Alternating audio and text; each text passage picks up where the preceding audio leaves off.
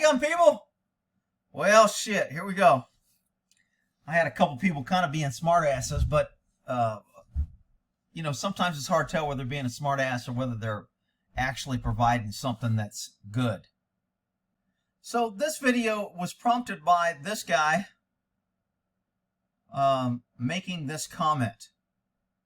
And he says that a judge ruled pre-trial that the prosecutors were unable to point to any New York statute rule.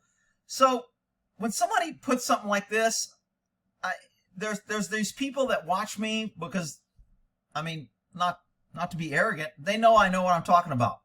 And they learn shit and they want to use my knowledge. But they don't like my attitude and they don't like me. So they're always waiting for a chance to jump in here and say, we got you. You don't know what you're talking about. You didn't do, you know. I blocked some dude. I think his name was John Adams. He come in here and goes, Rick needs to do his research. He don't even know what he's talking about. Well, he's an idiot. And again, that's one of those people. So I'm not sure if this guy is actually, I mean, it says, hey, Rick, but he didn't put any source. He didn't put any information in here on how he got this information.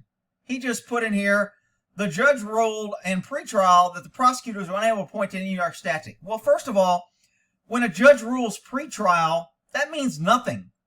That just means that a judge, from the limited information he has, he makes an opinion on the case at that point. I mean, I've had judges say at pretrial, I'm ruling this way, I'm not going to rule in favor of your client. And then when they go to the actual trial and they support evidence, the judge changes his mind and changes the ruling that he did at pretrial, because at pretrial, he's just getting limited information. So he's basically, a judge is giving his opinion on what he knows now. And a lot of times that will cause either the prosecutor or the defense to go, oh shit, we're going to lose, let's cut a deal. But I don't care if a guy does pretrial on couldn't point to you, and I'll get to that in an article. So anyway, he says the judge also noted 20 minutes later, police had the woman, a boyfriend, no longer lived there, and they refused to acknowledge. So I'm going to go through all this. But I was just kind of like, when you post something like that, give me the info. Because it's easy for him to play CNN or her and then pick and choose certain comments just to make it look like I was completely wrong. But when you read the whole article, you're going to find out I was more right than I was wrong, and I still don't even think I was that wrong, because this is just an opinion of the law, and nobody can be right or wrong when it comes to the law, because judges can disagree, DAs can disagree, they can pick who they choose, the courts can overrule it, appeals court can overrule it, the Supreme Court, the state Supreme Court can overrule it, and then the U.S. Supreme Court can overrule that. So for anybody to come here when I'm giving my legal opinion on something and say, oh man, you messed it up, you got it wrong. Well, that just shows they're a freaking idiot and they don't know what they're talking about. But he didn't, I don't think this guy was attacking me. I didn't block him or it just kind of turned me off a little bit that he gave all this. He didn't say, hey, this is according to an article. Here's a link, or here's the place that gave the article. He didn't give me any site source whatsoever. Then he says she settled out of court for $1,000. Well, yeah, so what? I mean, what was the settlement? What? So, these other people that don't like, or don't, real awesome update, 100,000 for a broken window, I could live in that county. Well, if it's true, but again, and even if it is true, what was the reason behind it? Okay? Great outcome, thanks for the information. Well, good for her, okay? My thing was, where did you get your info? I mean, where's this info? Why are you playing CNN, providing me no link, and you know, on where you got it? And a pretrial ruling has no standing. A pretrial ruling, you can't go to court and go, I got a pretrial ruling. So what? Go to freaking trial where all the evidence is presented and then tell me what the ruling is.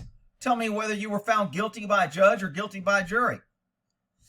I specifically said the cop would have to prove.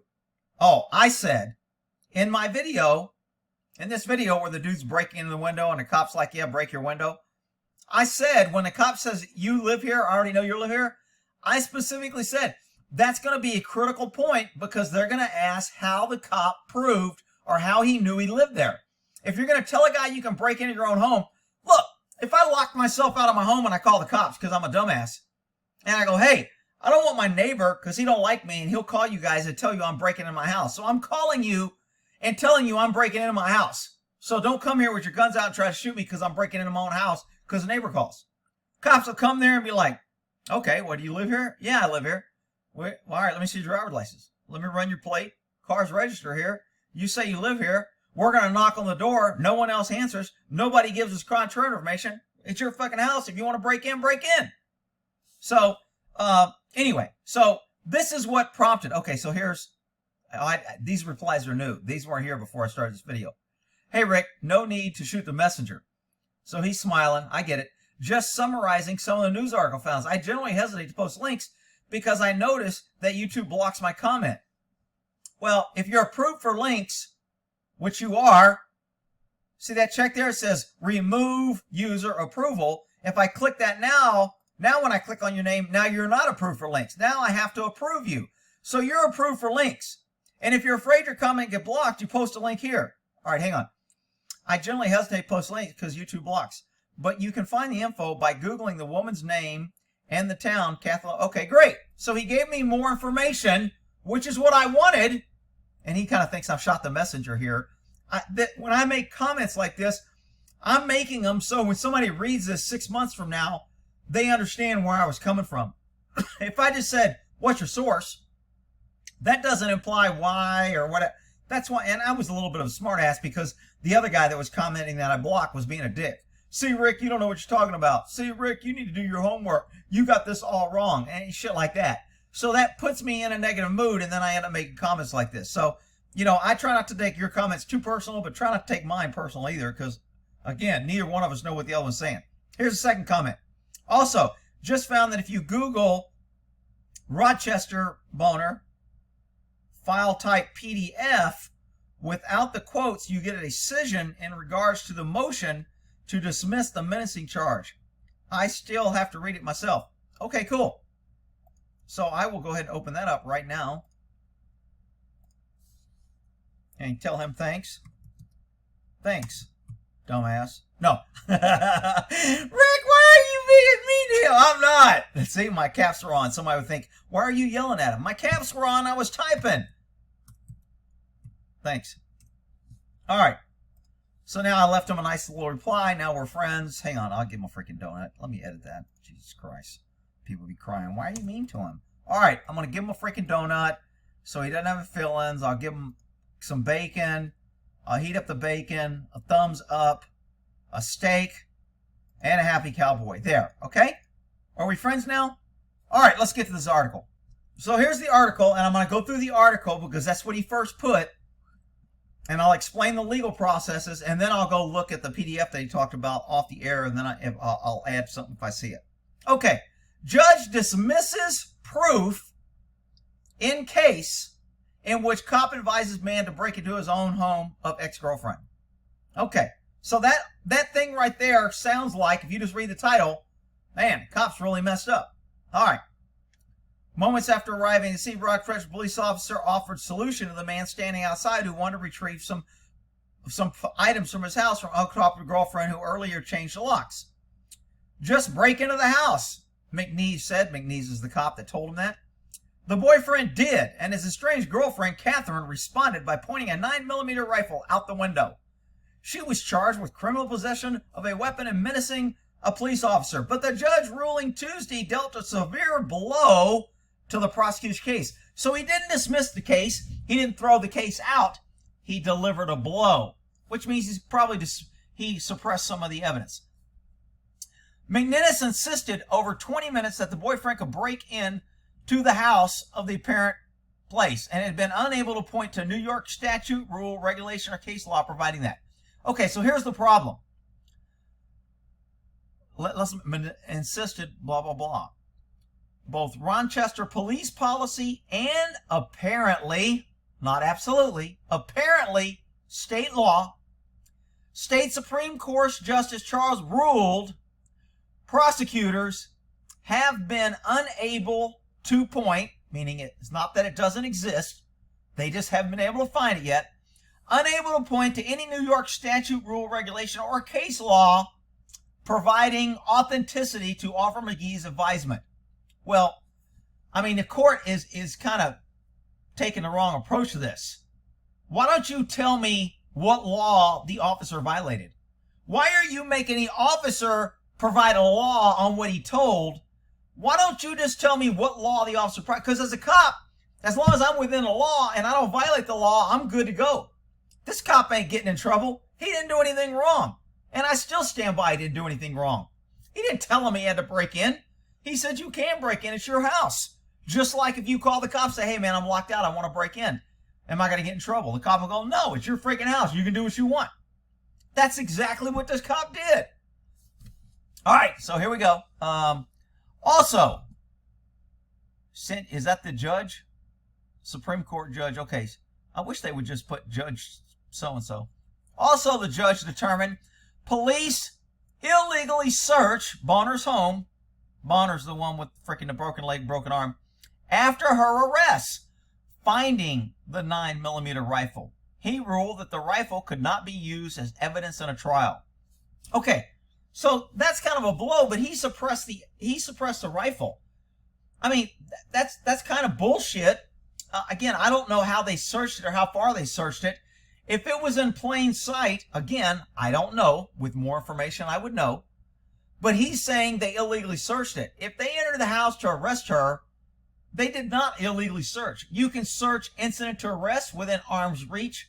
So that would go back to where was the gun found? Was it within arm's reach? Was it in the closet upstairs? After she pulled it, did she go hide it somewhere and she had to tell them where it was at? They wanted to retrieve the gun because they were going to arrest her so it wouldn't be used, and it was evidence of a crime. I can seize evidence of a crime. Now, the question is, was there an exigency to search after we had her in custody, or should the officers have gone and got a search warrant in order to search? If they'd have went and got a warrant, I guarantee you 100%, no ifs, ands, buts, or coconuts, any judge would sign the warrant for them to go search for that rifle. It's a done deal, which puts it into inevitable discovery. The DA is going to be able to argue, Your Honor, had they did not searched at the point that they found it, that you suppressed it, had they went and got a warrant, the warrant would have been approved because there was probable cause. Nobody's going to argue there wasn't probable cause for a warrant. To get a warrant, you only need a fair probability you're going to find evidence.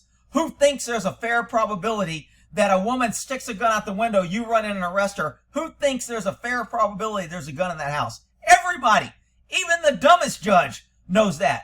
So the DA is going to sign off on a warrant and the judge is going to sign a warrant. Yes, go search the house for the gun. So even though they didn't get a warrant, had they got a warrant, they would have found a gun. Therefore, it would come in under the inevitable discovery exception to the rule.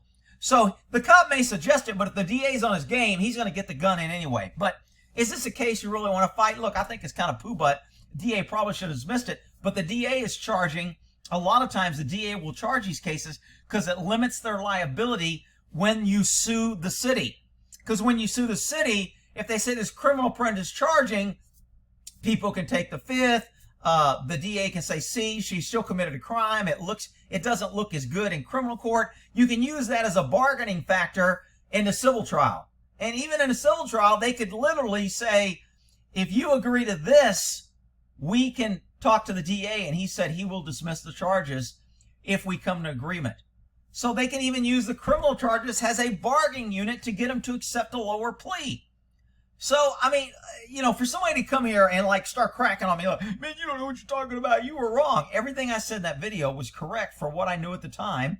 And I'm almost going to say the same thing here. There's just a little bit more information now to hopefully make it clear. Police worn body cameras captured the exchange of the officers and their boyfriend. McVinney told the man time and time again through conversations the boyfriend lived there and that he could legally kick the door in. Okay, if that is true, the officer was right. And I even said, hopefully the officer ran his license and saw it. They ran his plate. They were there numerous times, which it sounds like they were there numerous times. The boyfriend, by the way, had stayed there last night. He was in the house and they had a domestic and the cops were called. So that probably last night the cop read the report or read in the log that they were both living there and they had a report and he left. And of course the woman ran out and stuck her foot under the tire and now she's claiming he ran her foot over and that's why her foot's broken.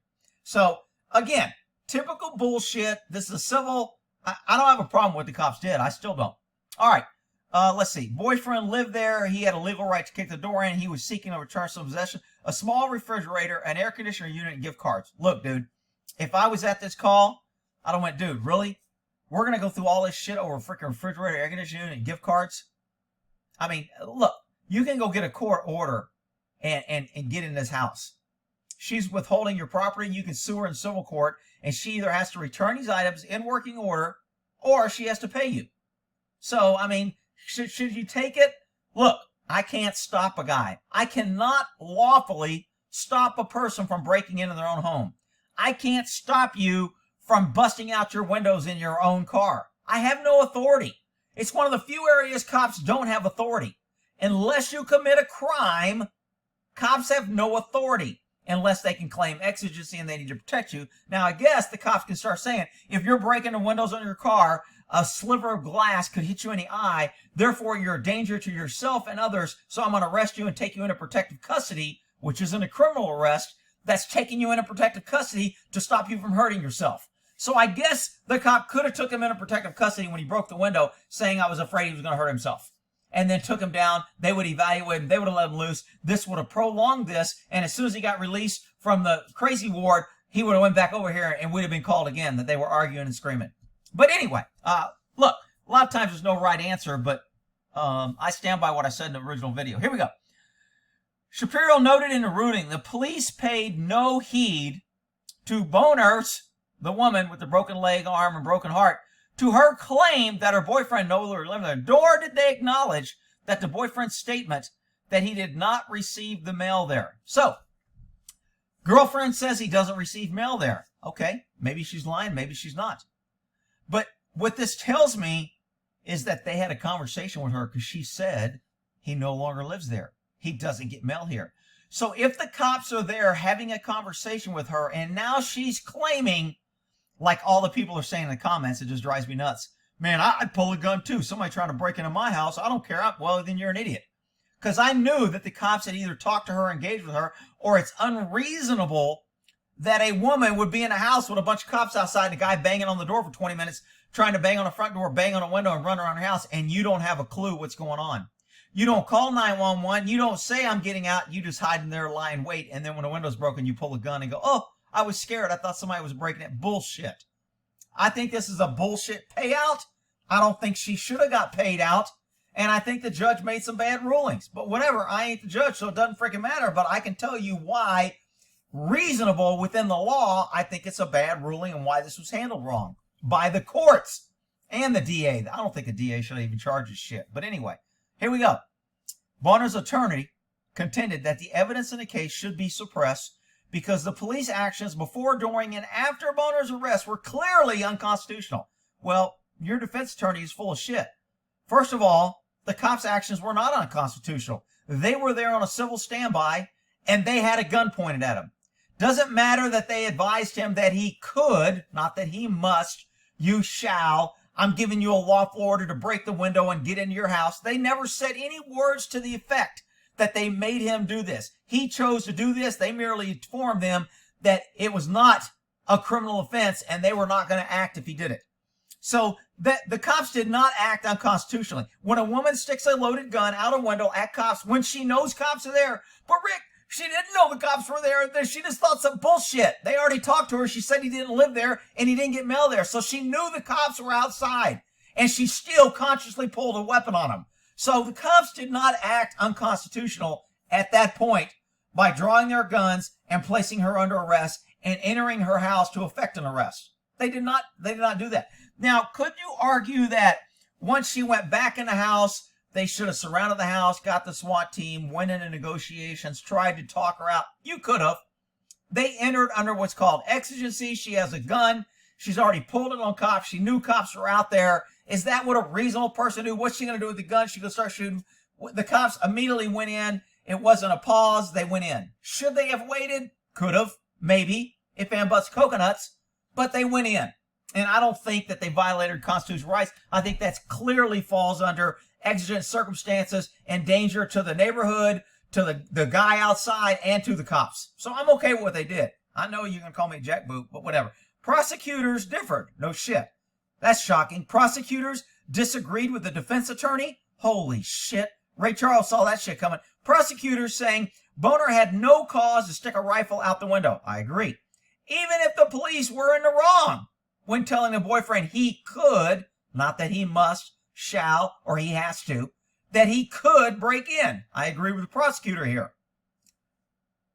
Plato said Tuesday the criminal possession of a weapon charge was surely moot because of the ruling. So what they're saying is because the judge ruled the gun is not admissible, you can't use the gun as evidence against her to prove criminal possession of a weapon. I still think I can get it in.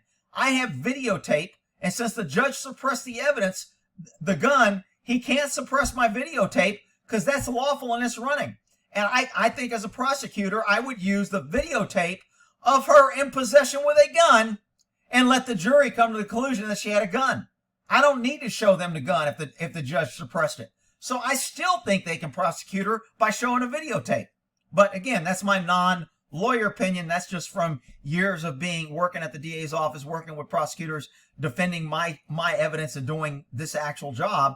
This is what I'm giving you my opinion on. And again, there's no right or wrong answer here, people. Although I'm right and you're wrong, but there's really no wrong or answer. I just had to say that because I know I pissed some little pussy off. Man, he told me I was wrong. You don't know what he's talking about. Shut up, you freaking donut crying badge policy. All right, Assistant District Attorney Michael said since the alleged menacing happened before the search, those allegations can still be proven. I agree. See, the judge threw it out and said the search is unlawful. That's why I'm throwing out the gun. It's not used. Who cares? The act was committed before the cops did the illegal search.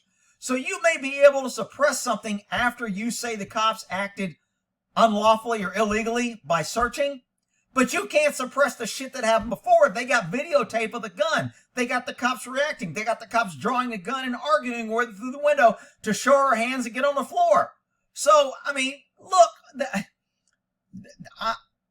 this judge is a piece of shit in my book. He's playing a victim role. He's going on the woman's side.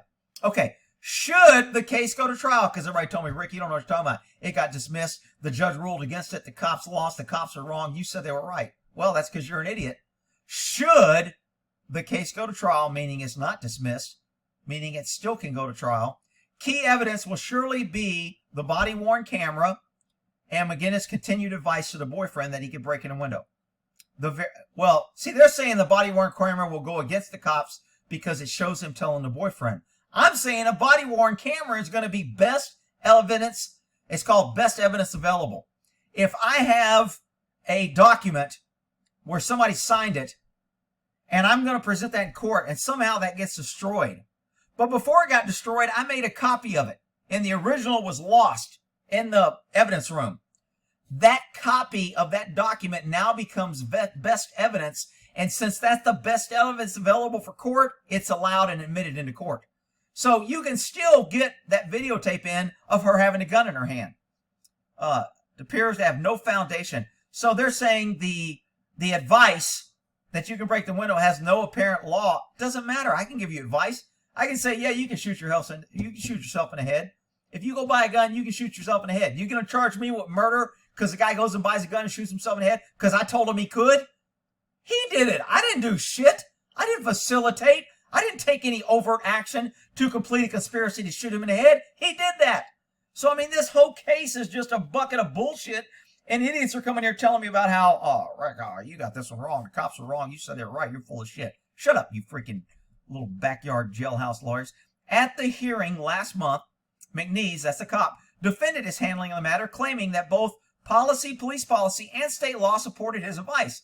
Police leadership this year, after this incident, issued a directive advising just the opposite to McGinnis' actions. Well, if they had to make this policy after he did this, maybe it was okay before because there wasn't a policy prohibiting it.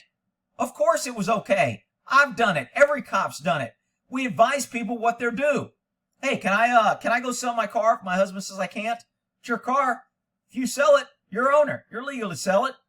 But his name's on it, my name's on it. Well, you're going to have to deal that out in civil court. It's not a crime if you go sell it.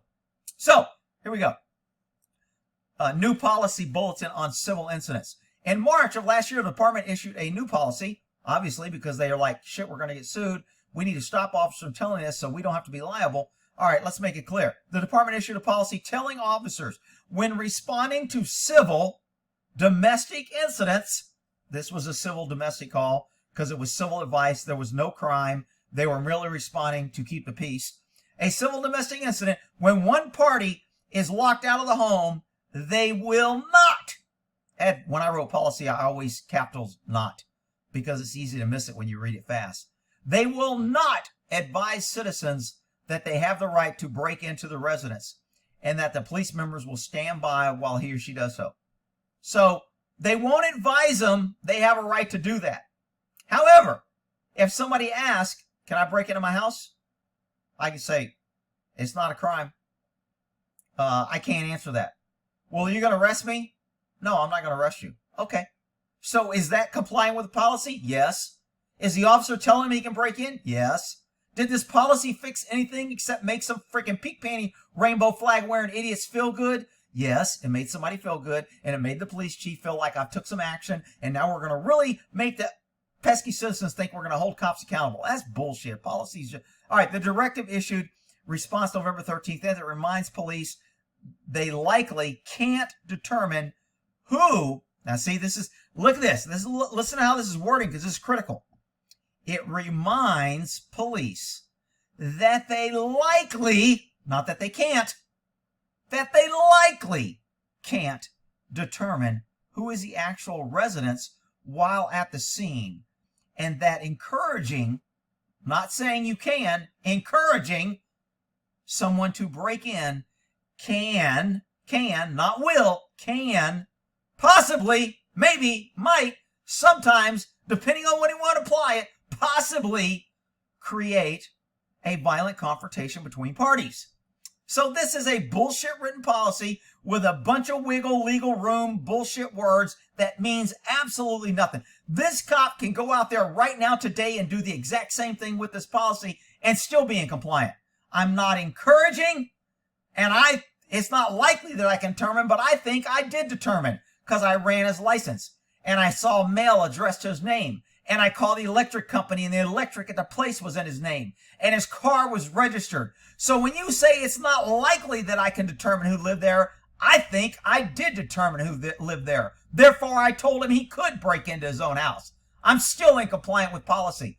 But Rick, if policy says they can, how can you be? That's because you don't understand how this shit works. And I'm trying to educate your ass, and you want to argue with me and tell me how smart you are and how wrong I got it.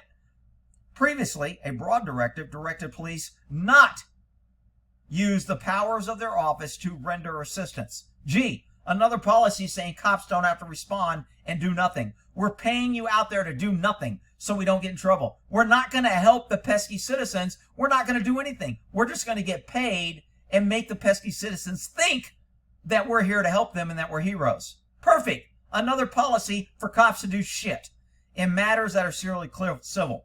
Cops have always been told not to act on civil matter. We have no authority. We can't do anything on a civil matter. The policy did not go into detail about the type of situation McGinnis confronted. No shit. A lot of policy don't go into detail because there's no absolute way to cover every circumstance that could, might, maybe happen. Therefore, policy is usually written in a broad manner to give advice or guidance, and it's not law, it's not binding, and it's not clear-cut. It always leaves wiggle room for the department, and it leaves wiggle room for the officer. So nobody can be held accountable when somebody tries to hold government accountable. Come on, people, try and keep up with a bouncing ball. Shit, the March directive stated clearly proves that McGinnis was in the wrong. Really?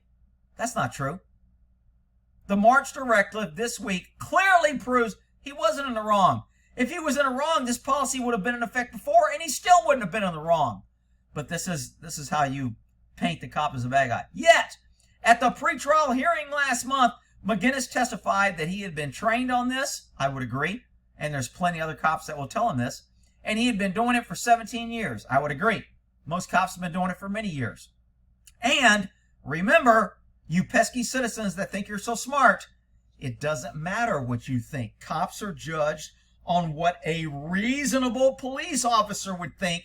And if you think you can't find 1,000 officers that say, we've been telling people on civil for years, we can't do shit. You can destroy your own property. You can break into your own house. It's a civil matter. Until a criminal act is committed, we can't do anything. And until you commit a criminal act, you can do whatever the hell you want. That is the advice that cops been given for freaking probably 50 or 100 years. Anyway, police declined to comment on whether there is disciplinary action involving the officer on the incident.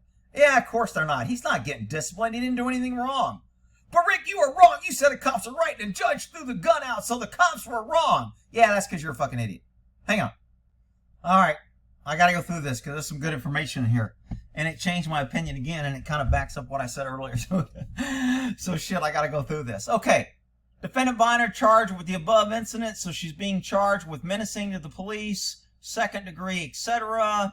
The court, I'll put a link to this in the description, even though that guy who posted the comment put it in his comment. I'll put it in the description so you can go read this whole thing, because I'm going to jump through it, read fast, and I'll probably get something wrong. And somebody tell me, Rick, you said Lieutenant was so-and-so, and that was the victim, and that was that. Look, there's a lot of freaking players in here, and I don't have them all right. I'm trying to convey a message here. The court considered the evidence abducted at the hearing, including testimony, witness exhibits, etc. On 11/7, let's see, Johnson responded. Domestic related call for assistance on receiving property. We commonly call that a civil standby. We need to do a civil standby for a property exchange. Okay, I'll go stand by. This is normally when two people want the cops there because neither one of them want to be alone with the other one. So the cops come there and the person goes, okay, as long as the cop's here, I feel safe. I'll let him come in and get his stuff because I just want to get rid of him. You stand by. Don't let him hurt me. All right, nobody hit anybody. Nobody talk to anybody. You stand over here. You go get your stuff. That's normally how it works when you have two people who just want to do this. Obviously, this isn't the case here. He was joined a few minutes later by Officer McGibbon. The officer encountered a bearded male, later identified as LaFontana, essentially informed the officer that he had broken up with his girlfriend, and that was last night that he broke up. Later identified as the defendant, Catherine, and now wished to retrieve a few belongings. Okay, it appears LaFontana represented the officers that he resided with the defendant at 1098 until the breakup the previous evening. That's when she claimed he ran her over because he left and they got in an argument. She jumped in front of the car and he ran her foot over and broke her foot. Okay, so that was the night before. So he was probably living there till then. For the next 24 minutes, the officers attempted to assist the guy in gaining entry into the room. 24 minutes they were outside. People were like, oh, she didn't know the cops were there. She was scared. So 24 minutes. That's huge that she knew the cops were there. But that ain't all. Retrieving items of personal matter very quickly after they arrived on scene. McGinnis advised LaFontana New York state law. Fontana was in a residence. He was entitled to break in. Defendant was at home but did not respond when the officers initially knocked on the door. The defendant, that's the woman with the broken leg, broken arm, broken shoulder, and broken heart. Defendant was at home but did not respond to the officers initially knocked on the door. When Officer McGinnis attempted to reach her by phone, finally, at 11:41, Officer McGinnis spoke to the defendant through the door. So she cannot claim, I did not know the cops were there. I was scared. And that's exactly what she did. And the judge let her do it. And the city ended up paying her $100 grand, which is bullshit. It was wrong. And I'm going to probably get just as much heat on this as I did with the freaking nurse Wobbles or Woobles, whatever the hell her name was, when she fought with the cops and wouldn't let the cops access blood on a guy that was passed out in a drunk driving call. She was freaking wrong. I got nothing but heat. They end up paying her $300 grand or some shit. Everybody told me I was wrong and I was full of shit. You know what? I was still right. The court was wrong, and they gave her a settlement because she was a little freaking wimpy crybaby female, and they didn't want to fight it in court because they thought she would have female cry appeal. Just like this woman. This is a bullshit payout. Officer McGinnis spoke to the defendant through the closed door. She knew he was a cop. He knew the cops were there. He knew the guy wanted to come in. She knew that they were going to advise him he could break in. Defendant refused to admit him into the ex-boyfriend and denied that he was living there, claiming that he had a house in Lavana where he lived with his children. So what? He had a house. Whatever. Officer McGinnis informed the defendant that LaFont intended to kick in the door. Defendant stated that she did not feel safe and protested to the police were not protecting her. Look, if you don't feel safe, open the door. Come out, you can sit in my car, I'll have an officer sit by you, and we'll let him go in without you. Or, you can stand next to an officer when we come in, and if he touches you, he'll be arrested. Why wouldn't she feel safe? She didn't want to feel safe because it gave her power. Because it gave her the ability to claim I can lock my door and pull a gun on the cops and claim I'm a scared female and everybody will bow down to me, to my pussy pass, and I'll get to freaking just cry that I'm a female and I'll get money. All right, great. At this point, LaFontaine evidenced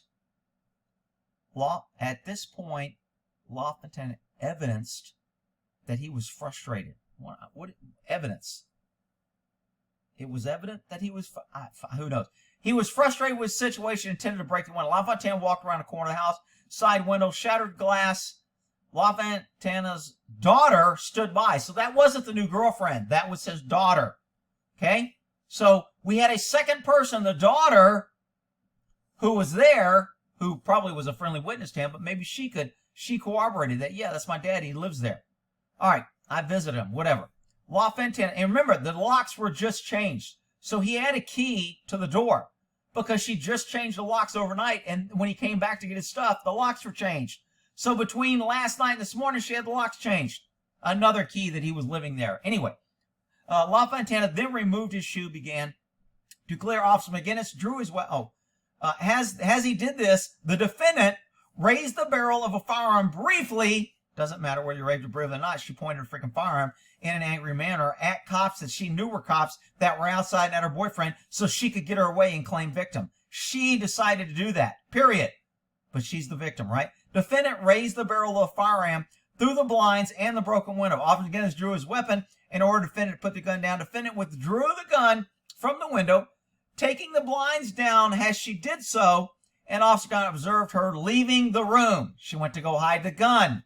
She was so scared, she had the mindset to go hide the gun in one of the bedrooms under the mattress. Really?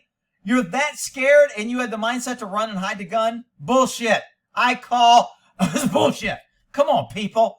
When the defendant reappeared, Officer Johnson, with his weapon pointed at the defendant through the window outside, ordered her on the ground. At 8:48, several officers arrived on scene and began the process to break through the door. Officers breached the door and found the defendant prone on the floor. Good move by her part. That's a good way not to get shot. She was so scared, she had the mindset to tell the cop, I'm not letting you in. She told the cop, you're not protecting me. She pulled a gun and pointed it at the cops and the suspect through the window. She then went upstairs, hid the gun, and then she had the knowledge to lay on the ground and prone out when the cops were kicking through the door. But Rick, she was scared. Okay, you believe that shit. Her actions do not indicate she was scared. All right. Who remained pointing a weapon at the defendant outside the home. Handcuffs were placed on her. Officer McGinnis announced over his radio, defendant was in custody. The following description of the search of the upstairs. Okay, so here's where we get into the issue, and I'm kind of agreeing on the judge now that the search was unlawful.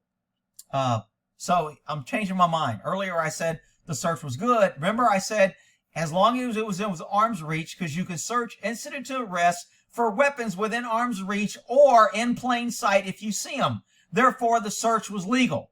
Well, now I'm finding out that she went and hid the gun, and it was upstairs in a room under the mattress.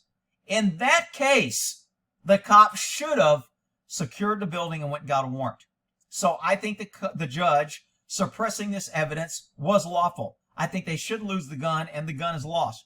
However, I think the DA can still get the gun in through inevitable discovery that's saying, Your Honor, although the officer erred in judgment and search incident to arrest by mistake, had they waited and went and got a warrant, surely they would have found the gun under the mattress when they returned with a warrant. Therefore, the gun would have been admissible under inevitable discovery exception. So I still think they're going to get the gun in, even though the judge suppressed it.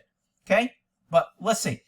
Okay, so they searched the upstairs of the defendant's home, taking from the body-worn camera of the upstairs home consisted of 2 bedrooms, one to the right at the top of the stairs, one to the left. That sounds like my house. Also, to the left bedroom, a short hallway that terminates to a large closet or small room. At 11:51, officers, including Officer Johnson, started up the stairs to the second floor residence to clear it.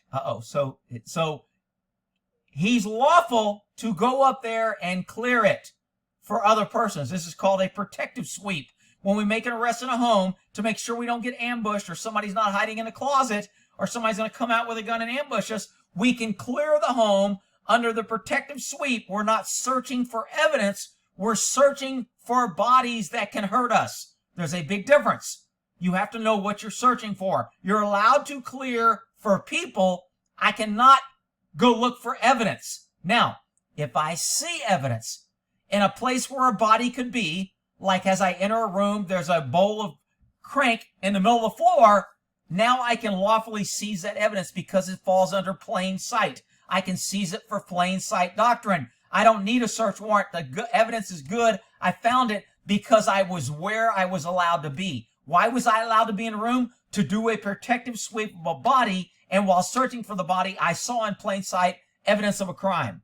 That would be legal, but it sounds like the gun was under the mattress. So unless the person says, during my protective sweep, I searched under the mattress for somebody hiding, and when I looked under the mattress, I found a gun, now it would come in. But I'm not sure how they get the gun. I think she tells them, but let's see.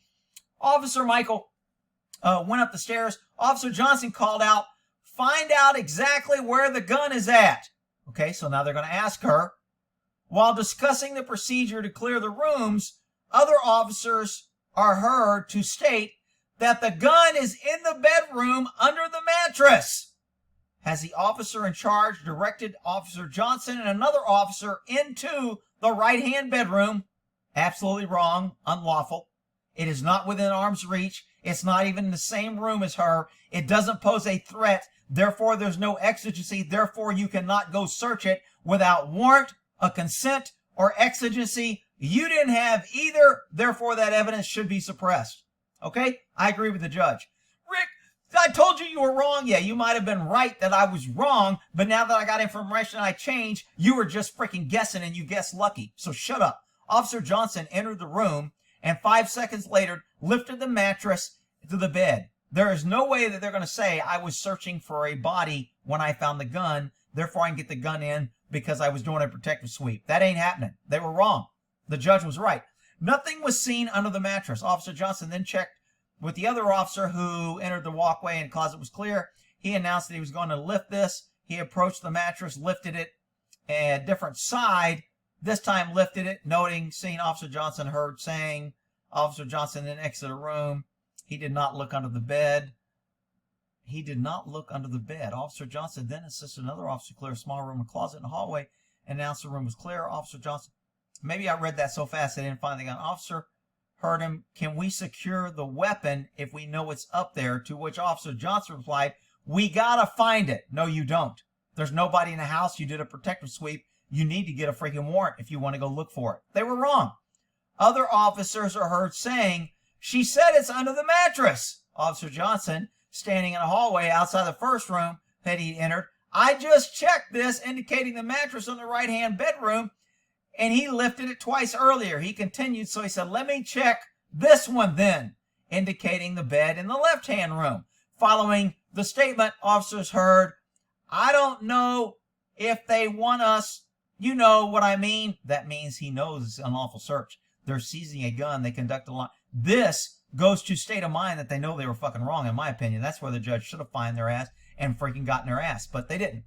As Officer Johnson approached the small bedroom, he lifted to the top of the stairs. The other officer can hear stating, we'll take a look just to see if it's there.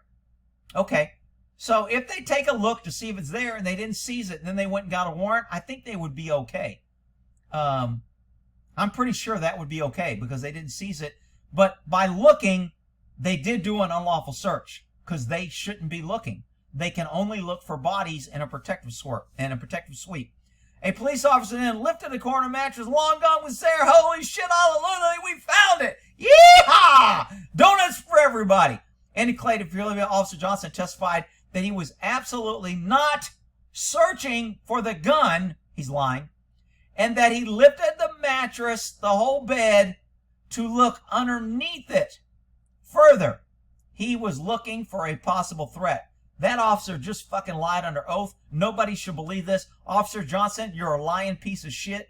You know you went under that mattress to see if the gun was there, and now you're going to get on a stand and lie and say you were looking for a person. You are an unethical officer, and every defense attorney ought to be using this statement under oath against you every time you testify that you're a freaking liar. And the DA, if he had any balls, would charge you with lying under oath because you're full of shit. You were looking for the gun. You were not looking for no freaking body. Anyway, I digress. Let me get on. At no time did the police here obtain a warrant to arrest the defendant. I agree. A warrant to enter the defendant's home and conduct a search of the gun. I agree. Defendant signed consent to search. Defendant signed at 12:30.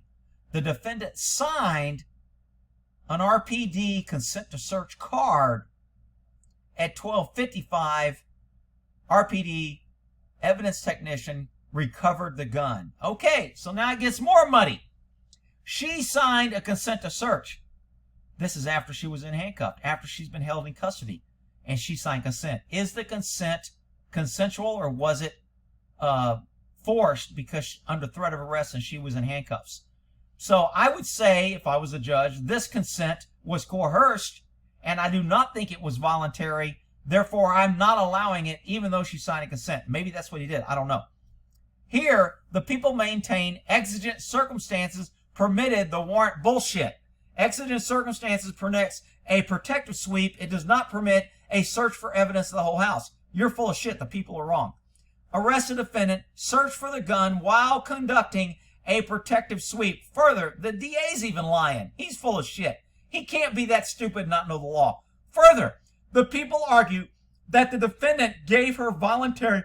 It wasn't voluntary. It was coerced by signing the consent to search. I disagree. I don't think it was voluntary. Defendant maintains that the people may not rely upon exigent circumstances, exception to a warrant requirement, because the exigency here were created by the police, and such circumstances had. Okay, so they're saying the cops created the exigency because they told the guy he could break in. I disagree with that. That's bullshit. That's not why they created the exigency. She created the exigency when she pulled a freaking gun and ran back in the house. Such a circumstance abated prior to the police search. According, the defendant argues that the warrantless police search into the home, search minutes later, violated the Fourth Amendment. I agree. The defendant's Fourth Amendment rights were violated. Defendant contends that the police violated the defense's rights by mistaking New York law in effect that the defendant was privileged to force entry. That's bullshit. That isn't him forcing entry. Has nothing to do with the search and retrieval of that gun. Failing to conduct a proper investigation and perform basic due diligence in the course. Okay, so they're saying because the cops didn't prove that he lived there well enough, they didn't do due diligence. And I might agree with that. If they didn't run his license, check the electrical, see where his car was registered, see if he has clothes in the house. I mean, I've gone in the house before. Does he live here? No. Does he have any clothes here? No. Okay, do you mind if I look? Sure, go ahead. And then I find pants, clothes, underwear, drawer, half the bullshit. He lives here. Half his clothes is here. So if the cops didn't do that due diligence, then I agree. They shouldn't have told him that he could break in, but it doesn't matter. It's still the guy broke in, either charge him with burglary. She still pulled a freaking gun on cops that she knew cops were out there. Doesn't matter whether we charge him with burglary later because he really didn't live there. That doesn't matter. So I think that the judge in the court and the DA, everybody's fucking lying in this one. Holy shit. It's well established that warrantless entry into a home presumably unconstitutional. However, with exigent circumstances exist, the failure of police to produce a warrant is inexcusable. Yeah, I agree. They should have went and got a warrant. They were wrong. Police officers may act without a warrant where they possess probable cause to search, but urgent events make it impossible to obtain a warrant. There was no urgent event here. They took her into custody and they did a protective sweep. Therefore, there is no urgent events. Is sufficient time to preserve evidence contraband threatened by removal. Yeah, I agree. They could have secured the house and got a warrant, and they didn't. So the cops are wrong. The scope and duration of any search must be limited by reasonable related to the exigency. People, yeah, whatever. Look, they're wrong. If the people's burden to justify warrantless search, there was no warrantless search. That's bullshit. Here, Officer McGinnis alleges he observes a barrel of a gun pointing in the direction. Okay, and the body cam warrant confirms that, so it's not allegedly. We got video evidence inside the residence. This established probable cause for the defendant's arrest. However, here comes lawyer talk. It was settled that probable cause by itself does not justify a warrantless, non-constitutional intrusion into the defendant's home. I don't know about that. I would argue that when she presented the gun out the window, she committed a crime in public and then retreated in the house. And there's case law that says you cannot retreat to your house if the pursuit, and this would be the hot pursuit exception, started outside. The cops were assaulted outside the house. That is where the hot pursuit happened. She ran in the house. I think they were lawfully authorized to enter the house. With the hot pursuit exception, they did not need a warrant. And plus, public safety. She's armed and she's acting irrational, and she pointed a gun outside at her husband and officers. We have a public safety issue. I think exigency did cover the officers to enter the house and arrest her. Now, it did not cover them going to search her rooms. Nevertheless, as noted, where exigency circumstance exists, the failure of the police to procure a warrant is inexcusable. I think they're arguing they should have got a warrant to go arrest her. I don't agree with that. I think they were fine on exigency to arrest her. I think they should have got a warrant, and there was no exigency to go search the mattress for a gun. That's where they fucked up, in my opinion. And I think I'm right. Prove me wrong. People versus Dominique. The first criteria was satisfied as alleged menacing occurred in the presence of the officer. A grave offense was committed, and the officers reasonably believed the defendant was armed, I agree, and that they knew that she was inside her home, so it is not likely the defendant would escape. However, but do we want to secure a house with her armed when we got her in sight? The exigency to me was even further made lawful and legal and reasonable when the officer had her through the window pointing a gun at her and she was proned out. We have the advantage, and it would have been unreasonable to let her go get the gun and retrieve the gun and wait to go get a warrant to arrest her. I've got her through the window, detained, proned out. Go in and arrest her. It's safer for her and it's safer for us. I think the exigency is clearly established for them to go in and arrest her. Nonetheless, these circumstances were sufficient to justify the officer's warrantless entry in the home. I agree.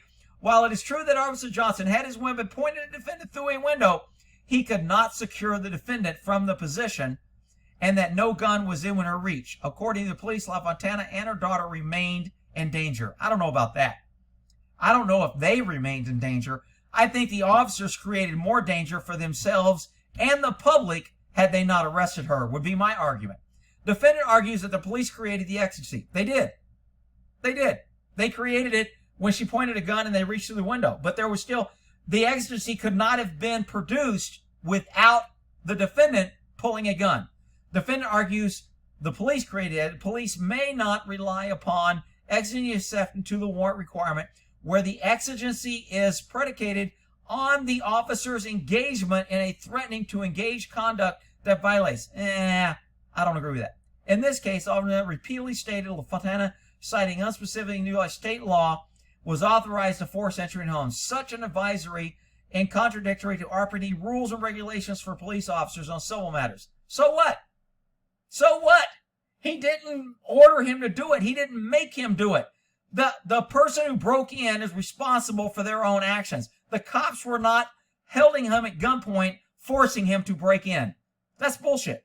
According to Rochester Police Department regulations, officers are not allowed to use their powers, any office, to render assistance pursuant. They weren't using their powers. See, the key word here is their powers. They did not order, demand, require, or threaten to arrest him if he did not break in. That's using your powers. They didn't use their powers. They simply said, if you break into your own house, it's not a crime and I'm not going to arrest you. And I'm going to stand by as a civil thing so you don't get assaulted. All right. Exercising their powers to breach, intimate. Furthermore, Officer McGinnis pronounced New York law. The court can demand, without actual basis in New York, the police unable to point to New York Star Register Authority, whatever. Moreover, we advisement. Okay, for instance, ignored the defendant's denial, gave no significant statement, received mail there. Well, we don't know if she received mail or not. She wouldn't let the officers in to go look and see if there was mail there. So the officers ignored the defendant's statement because she was being unreasonable probably the night before, and she's being unreasonable now. She held him out there for 24 minutes. She talked to him at the door and go, no, I'm not letting him in. Even though he's authorized to be in, I'm not doing it. Screw you. And then she went and retrieved a gun, armed herself, and pointed it out the window. It was her actions that caused the exigency, not the cops. This, even after the neighbors stated to them the defendant had been injured by the defendant the night before. So what? I don't care. Does she have a restraining order? No. If it wasn't important enough for her to get a restraining, and she could have got a restraining order that night for him running over her if she was that fearful. She didn't. She wants him to come back so she can argue, so she can have power and control and tell him no and change the locks and say this is my house and I'm going to take something away from you because you pissed me off and you didn't agree, whatever. It's typical civil shit. The neighbor stated the defendant's mother told her the previous night after returning from the defendant to the hospital, LaFonna had run over the defendant in the car. So what? I don't care. That doesn't change anything that happened here. That's totally irrelevant. The neighbor stated, when I say irrelevant, it has nothing to do with the case on whether or not he lives there, whether or not he could break in, whether or not she pulled a gun, whether or not they had her at gunpoint, whether or not they could serve. All those are separate facts to the fact that she got ran over for. It means nothing. Officer Johnson. Now, if she got ran over for and she has a restraining order, now that means something. Because now he couldn't be there. And now the officer should have known that. And they should have stopped him. And they should have, and they didn't. Now it means something. But she doesn't have a restraining order, so it's bullshit. Officer Johnson's response was the reason they were there was to assist law enforcement to get his things. Correct. Officer Johnson stated it was legit. If he's a legitimate resident, see, Officer Johnson stated if he's a legitimate resident, and it still sounds like he is, he can actually kick the door and go in the house. Correct. I agree with the officer. The neighbor did reply, blah, blah, blah, often breaking in the window, Fourth Amendment rights. Yeah. Dismissal of charge. Let's see. What is this here? Defendant also agrees that she was justified of the penal code to defend her home against police-assisted invasion. I'd like to see where she was justified, but okay. Justification is a defense that defendant may assert at trial for a jury to decide and is not grounds for dismissal of the charges or grounds for suppression of tangible evidence. Well, I agree that whether or not they could armed invasion, he didn't suppress the evidence because of the invasion. He suppressed the evidence because the cops didn't go get a warrant and they did not have exigency to go search a bedroom after they did their protective sweep. So, again, the court's right for suppressing the evidence, but not for this. Appropriate. The search and seizure of the assault weapon charged in the indictment is unlawful and must be suppressed. The long gun found by the police was not in plain view. Correct. And the officers were not entitled to search. Correct. Therefore, as part of the protective sweep, when the exigency permitted, I agree. That is correct. Conducted protective sweeps of the defendant's room, seized her rifle in plain view. It was not in plain view. If it was in plain view, they wouldn't have had to lift the mattress to find it. Continue to search for the weapon was unlawful. I agree. The exigency permitting police to enter the defendant's home. Police secured the defendant's handcuffs. The exigency was over. I agree. Once they handcuffed her, the exigency was over. Once the defendant had been apprehended, the urgency had dissipated. I agree. This is correct. The police had time to secure a warrant. I agree. The people contended that the exigency had not yet abated because the police had not secured a firearm. That's bullshit. It doesn't say that. I mean, the DA is just being freaking flat out wrong and bending the law. It would be like saying, you know what, a guy robbed a bank, so until we find a gun, we can go search anywhere under exigency. Bullshit. If the guy robs a bank and we arrest him, we can't go search his parents' home, his neighbor's home, his friend's home, all under exigency because we didn't find a gun. That's just freaking an absurd statement. The DA is just being an idiot. I would make him look like an idiot in front of the jury. Okay, second meaning, making sure the officer is with no other people or civilians around, that the weapon is not used. Now, there is a public safety exception. If we believe the public is in danger, then we can search for public. And I tell that crazy cop story where I tricked the guy into, after he asked for a lawyer, I told him that I found part of his dope, and if a kid found any more, he would be liable for the thing, and I tricked him into going and pointing out where the dope was. Even though I didn't have the dope in my hand, I just pulled a piece of plastic I found off the ground and showed him a little bit and said it was a dope. And so I said, show me where your dope is. Show me where I found this. This is your dope. I just want to make sure I found all of it because I don't want a kid to find it. So he walks over to the tree where he hid it, and he goes, I threw it right there. I moved the bushes, and I found his dope. And the defense said, we're going to suppress it because he asked for a lawyer, and you know I do that, and I went public safety exception. I was concerned that because I didn't find his dope, a kid would find it, and if a kid took it, it would kill him. And therefore, it was admitted. And we got it in through the public safety exception. Because if we think something is a danger to the public, we get the exception to violate the warrant. And this was hidden. The dope that I found was on a public street. I was chasing him and he tossed it and I couldn't find it and I didn't know where he tossed it. So I tricked him into telling me where he tossed it. And it was admissible because had we not found it and the kid found it, it was a danger to the public. In that case, I think I was right. The courts thought I was right and the evidence was used against the guy. In this case, I don't agree with that. She's in custody. We can secure the house. We can go get a warrant and then we can go find the gun and protect the public that way. We do not need to claim exigency. The cops were wrong. Okay, although the police conducted a protective sweep under these circumstances, the procedure is quick and limited and conducted a protective safety, the police officers and others narrowly confined the cursory visual inspection of those places. That means what's in plain sight, not what's not under a freaking mattress, unless the cop said I've looked under all the mattress. Every time I do a protective sweep, I always search on the mattress. I always lift the mattress. And this time, when I lift the mattress, my gun was out and I was looking for somebody hiding, and lo and behold, I found a weapon. Then I think the gun would be admissible. But Rick, you just said it's not admissible. How can you say it depends? It all depends on totality of circumstances. How you articulate. Are the officers acting in good faith or are they acting in bullshit faith and they're trying to circumvent going to get a warrant? In this case, they were circumventing trying to get a warrant. They just wanted to seize the gun. It's bullshit. All right. Look, I can't go on with this. It's almost over, but anyway. Let's see. Finally, the court ruled consent was not voluntary. Voluntariness is incompatible with the official coercion. I agree. Actual or implicit, overt or subtle. I agree. There is coercion for the consent. I agree. She shouldn't have given consent after she was handcuffed, thrown to the ground, etc. They've already searched the house. They've already found the defendant was handcuffed at the time of consent. Okay. Consider a significant factor in determining whether the consent was apparent consent but a capitulation of the authority. Yeah, okay, right, whatever. Yeah, she felt like she had to comply. It was coerced. That's bullshit. Defendant asked her consent. She was sounded by several uniformed officers. That's a big indicator on whether there's one or multiple officers when you give consent, whether or not you're in custody or not in custody, how you're being held, how long you're, all those are things on whether consent is good or not.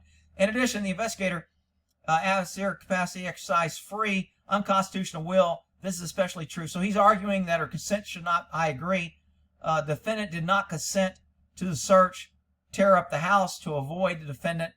Oh, if somebody said we're going to tear up the house, if you don't get the consent, we have to go get a warrant, then it's absolutely coerced. But again, I don't want to read this word for word. It takes too damn long. At the hearing, to consider suppression of the statements made by defendant, the people bear the burden to provide beyond a reasonable doubt and beyond the statements were voluntarily and made not as a result of coercive police activity. There's no way they're going to be able to say that.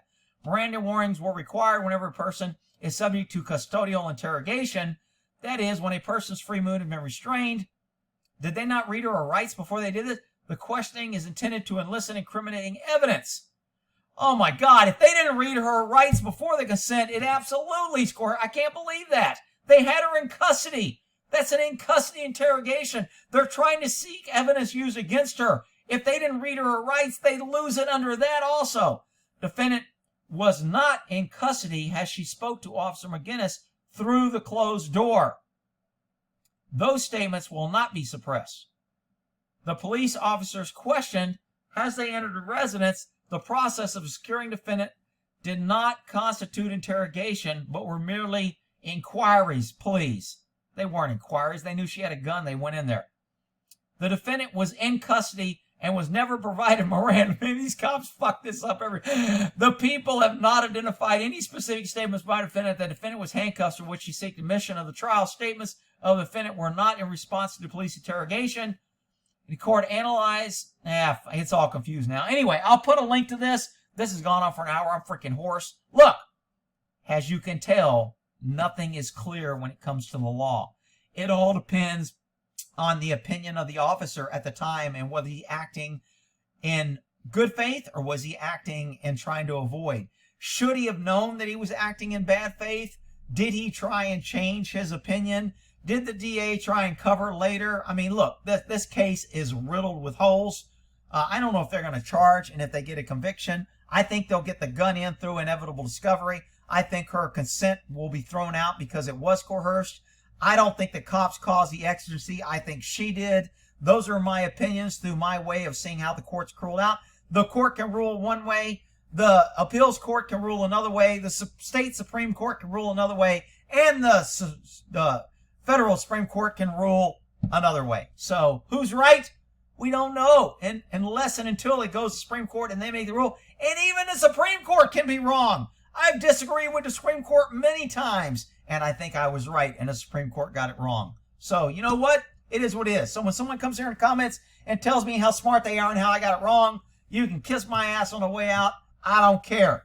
I'm giving you my opinion. Hopefully you're understanding how diluted and how muddy the law is and how you should never act either with a gun or without a gun or in the presence of officers thinking that you're the smartest guy in the room and that you know the law. Because if you do, it's going to be used against you. That's the lesson to take away from all this shit when I'm explaining to you. All right, we'll end that there. Holy shit, this is a long one.